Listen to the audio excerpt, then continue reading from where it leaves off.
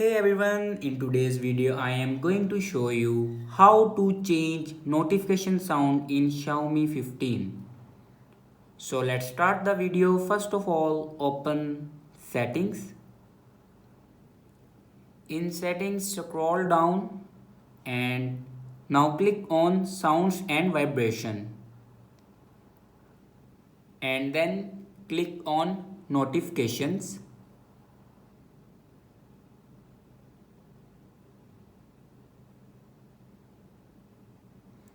And here you can see the option pre-installed ringtones. Now click on it and then click on notifications. Now here you can change your notification sound. You can select any notification sound from here. So this is the way to change notification sound in Xiaomi 15. I hope this video is helpful for you. Thanks for watching.